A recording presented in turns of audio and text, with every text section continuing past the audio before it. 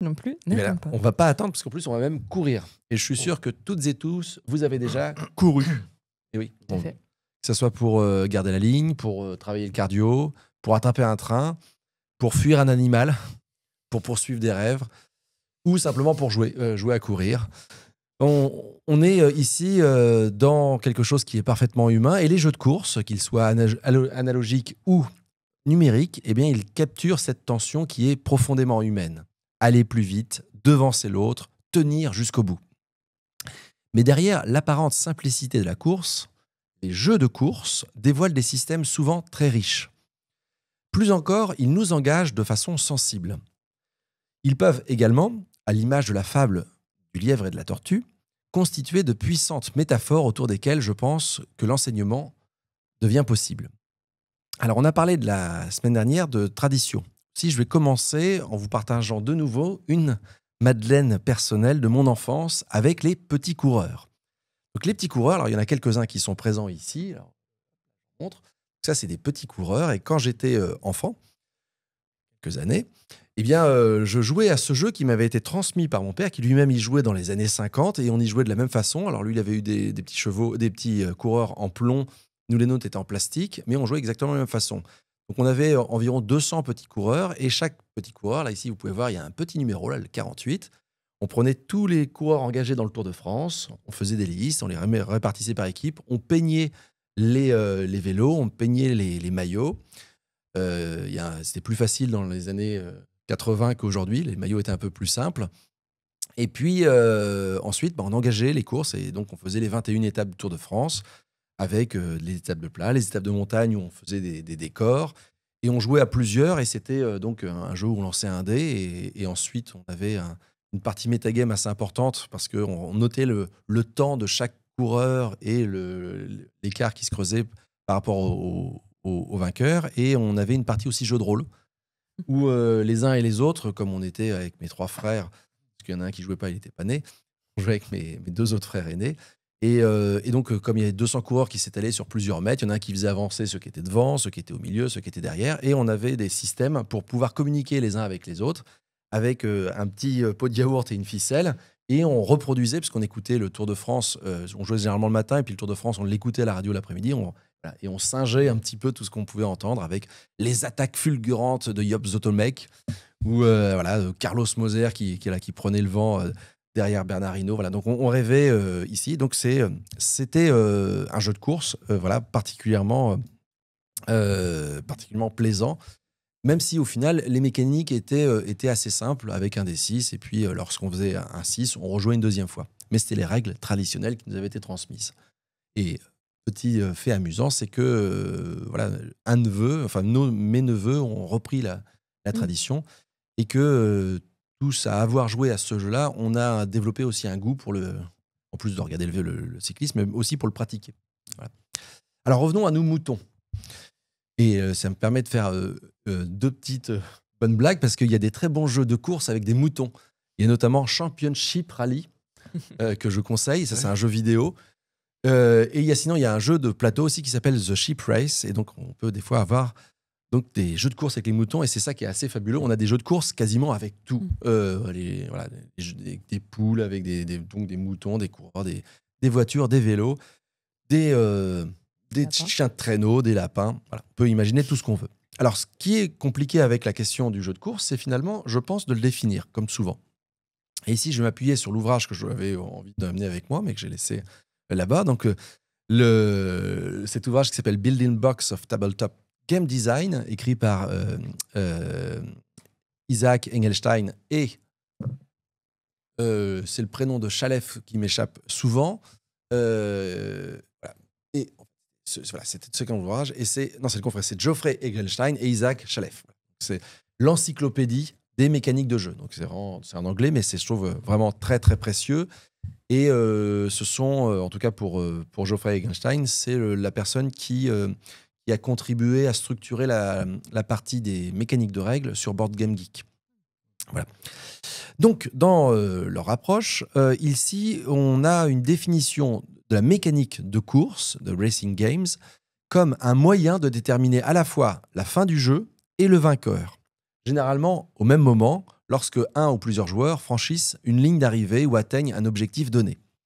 Alors cette définition, je la trouve intéressante parce que ça permet de penser la course comme un moteur, vraiment un moteur structurel de l'attention ludique et pas simplement finalement une thématique.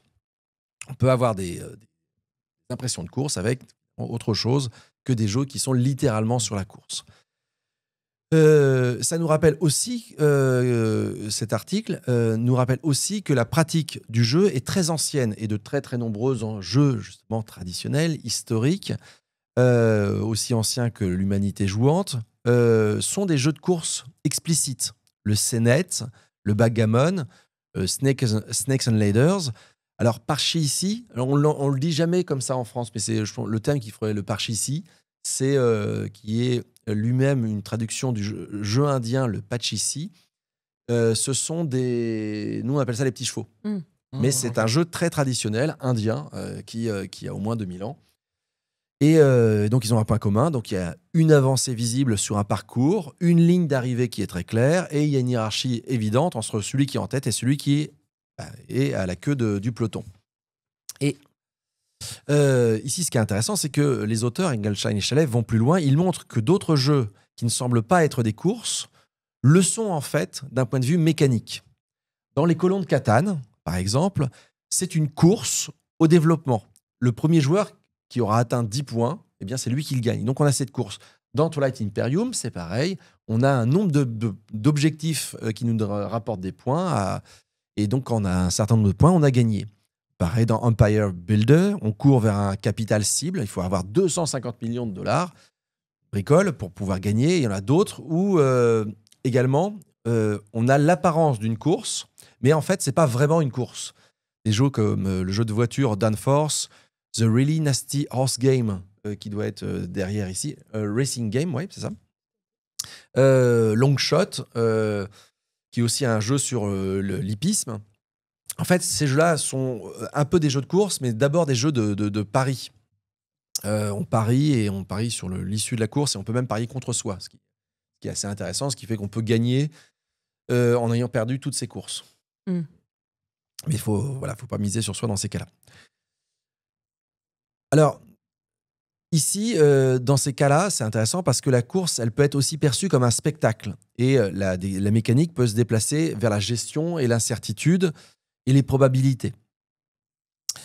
Alors, les jeux de course, que ça soit vraiment sur plateau de façon analogique ou sur les jeux vidéo, on a toujours cette idée de reposer sur une progression qui est orientée vers un but partagé, franchir la ligne, atteindre un objectif, et tout ça avant les autres.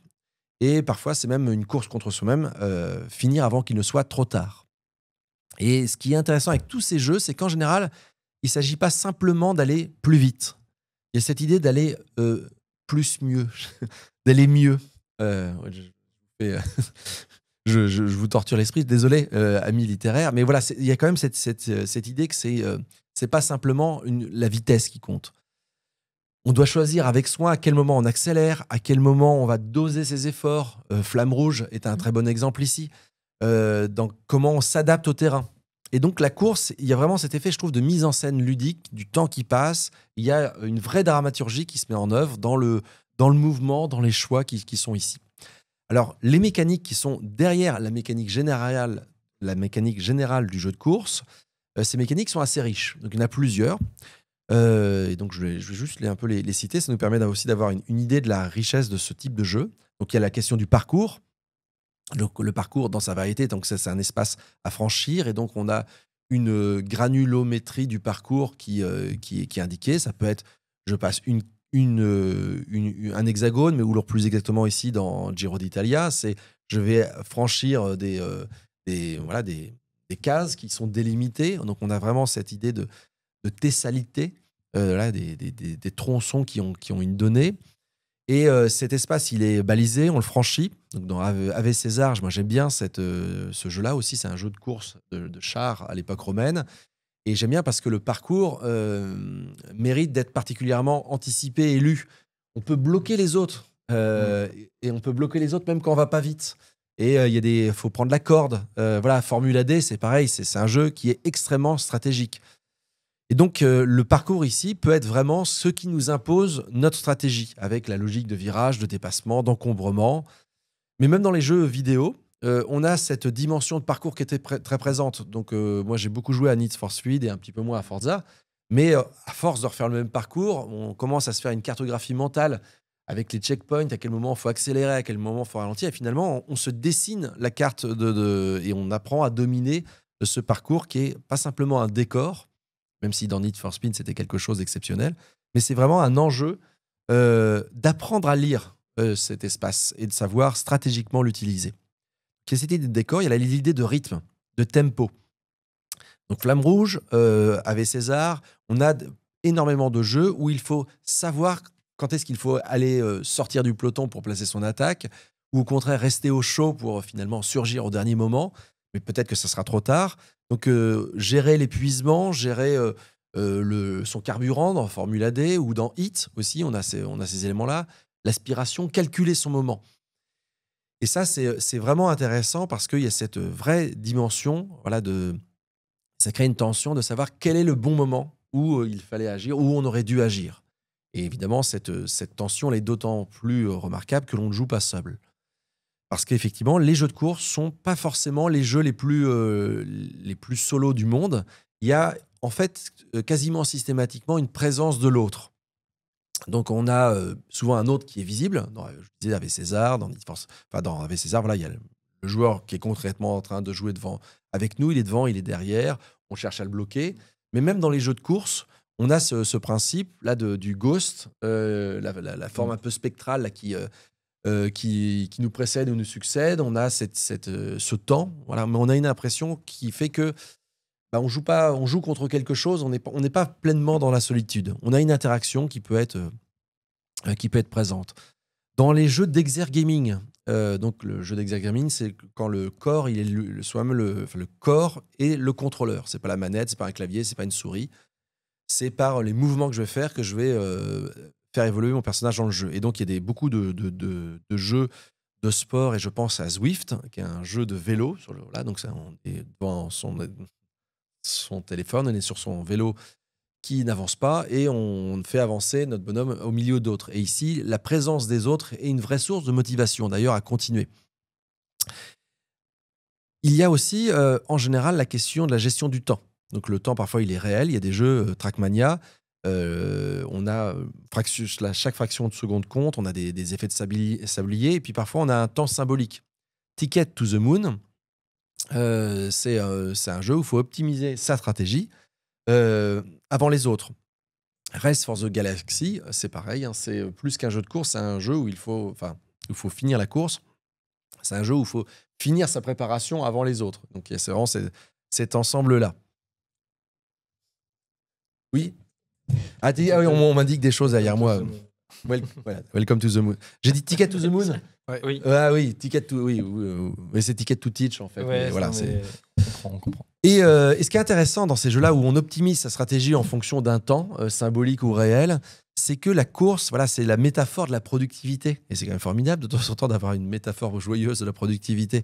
Qui avance le plus vite, qui finit le plus efficacement, qui ne fait pas de choses inutiles dans ses déplacements. Et je finis par un élément fort, et je finis par celui-là, parce que souvent on le présente comme le premier élément, c'est la question de l'aléa. Dans les jeux de course, en général, il y a une dimension de l'aléa. L'aléa du tirage du dé, du tirage de la carte. Et je trouve que dans ces types de jeux, bien, c'est une mécanique qui a vraiment sa place. Dès l'instant, on peut un petit peu la contrebalancer. Mais même les petits chevaux, il y a cette dimension qui fait que la surprise peut venir créer justement des éléments de narration. Donc dans Formula D particulièrement, alors c'est un jeu qui me frustre un petit peu parce que justement, on peut être des fois... Voilà. Ça peut ruiner. Dans le dernier virage, on se fait doubler par tout le monde alors qu'on était en tête et qu'on est tout fait. On est avec un jet de dés. Et même dans les jeux vidéo, j'ai retrouvé en faisant cette chronique le plaisir, le souvenir de Road Rash. C'est un jeu de moto où on donne des coups de chaîne sur ceux qui essaient de nous doubler. On peut les frapper. Il y a une version qui était un peu en mode rallye, enfin course, et puis il y a une autre qui était un peu je me balade dans la ville. Et là, c'est mythique les fois où on passe, on donne un coup de pied au type qui tombe, où on se fait doubler par même pas un joueur, mais quelqu'un qui va venir nous. Et donc, c'est le côté de la dernière seconde de l'aléa où des fois, il y a une tache d'huile qu'on n'avait pas vue derrière un truc. Et donc, ces éléments-là, ils créent cet aléa-là, ils créent la tension qu'on retrouve quelque part dans la course. Et ils nous imposent à gérer, anticiper, mais surtout beaucoup à improviser dans ce cadre inattendu en opportunité. Alors, en plus de ces piliers mécaniques, il y a des dynamiques aussi qui sont présentes et qui viennent, je trouve, enrichir. On a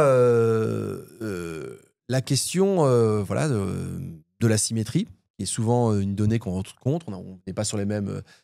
On n'a pas les mêmes vélos, les mêmes voitures, les mêmes chevaux. Ici, c'est évident dans Heat, ou même ça se travaille d'une saison à une autre. Dans Forza, pardon, c'est effectivement... Enfin, ça dépend avec quoi on commence, mais en général, si on le fait en mode campagne, on commence quand même pas avec une voiture terrible. Et on a des fois d'autres éléments que je trouve intéressants de façon sous-jacente en termes de dynamique. Je ne les mettrai pas en mécanique, comme le stop ou encore. Là, il y a l'excellent Camel Up ici. Camel Up, c'est un super jeu qu'on appelle les jeux stop ou encore. Et c'est les jeux où on pousse sa chance jusqu'à ce moment où on se dit qu'on aurait dû arrêter. Camel Up. Voilà, je laisse les gens avec des bras. Je ne vais pas donner de qualificatif, avec des bras longs de pouvoir. Et donc ça, c'est intéressant parce que la course ici est transformée par un effet mécanique de prise de risque. Et c'est ça, je trouve que Camel Up, c'est un jeu de prise de risque. Et quelque part, alors j'ai jamais fait tellement de vrais jeux de course ou de voiture et autres en vrai, mais j'imagine que c'est une donnée qui est quand même essentielle. Est-ce que je tente le coup de poker ? Est-ce que j'assure mes arrières ? J'attends que les autres fassent... Justement, je les pousse à la faute. Voilà, on est dans cette tension-là. Il y a enfin la dimension sensible, expérientielle, et qui se retrouve vraiment dans une structure et dans une dynamique narrative. Au fil des tours, au fil du parcours, eh bien, il y a vraiment tous les éléments d'un bon récit qui se mettent en place. Les joueurs de Mario Kart, que j'appelle de façon commune les rageux. Bon, d'accord. Non, mais voilà, les joueurs de Mario Kart vont se reconnaître parce que ce jeu-là, en particulier, tel d'ailleurs qu'il est fait dans sa conception, permet justement d'avoir cette dimension dramatique. Les remontées spectaculaires de celui qui était le 8e et qui remet en... l'accident qui est évité de justesse, le bonus qui nous sauve, la victoire qui se fait sur le fil. La carapace bleue sur la ligne d'arrivée. Voilà. Et ça, en fait, ce qui fait que chaque course peut potentiellement devenir un récit qui rentre dans notre mythologie personnelle. Et alors, c'est en plus renforcé ici parce que les éléments d'immersion sont aussi présents, avec la musique, avec les bruits de moteur, avec des fois les retours de force qu'on a dans la manette. Là, comment dire, la quantité de testostérone à la minute et comble les plus machistes parmi nous. Non, c'est pas moi. Je sais bien. Personne. Donc, ce qui est intéressant, c'est que tous ces éléments-là nous permettent de ne plus être en fait devant un jeu, mais d'être dans la course. Et en fait, c'est là-dessus que j'ai envie de conclure, sans citation d'ailleurs. Les jeux de course, c'est pas une quête de la vitesse. Ils articulent des mécaniques, ils articulent la spatialité, la narration, de l'immersion, de la prise de décision, et ça peut donner vie à une expérience, j'ai envie de dire, presque totale, qui est à la fois sensorielle, symbolique, tactique. Et moi, ce que j'aime, c'est que ces jeux-là, ils nous apprennent. Ils nous apprennent, à nous, joueurs, eh bien, à jouer et rejouer notre manière d'avancer, d'hésiter, de rebondir. Ça nous donne à jouer nos doutes, nos fulgurances. Parfois, on a des idées de génie et ça marche. C'est aussi des jeux auxquels où on abandonne. Justement, je parlais du rage quit, où parfois on se dit allez, c'est bon, allez, je les laisse finir parce que c'était injuste ce passage-là. Et ça nous enseigne donc la résilience, l'anticipation, la gestion de l'effort, l'adaptation. Et ça, c'est des choses qui, évidemment, si on ajoute l'échec et la façon dont on peut retourner les situations, sont des situations pédagogiques très riches. Et donc, ça nous permet de comprendre de manière, j'ai envie de dire, plus générale, qu'il n'y a pas de trajectoire linéaire dans la vie. Comme dans ce type de jeu, il n'y a que des trajectoires qui sont adaptées et parfois spectaculaires, parfois ratées. Donc, l'apprentissage, c'est une course sans fin. faite de repli, d'accélération, d'erreurs fécondes et surtout de dépassement. C'est quand même une belle leçon quand on fait et on finit une course. Merci Jérôme, bravo pour Bravo. cette course à la chronique.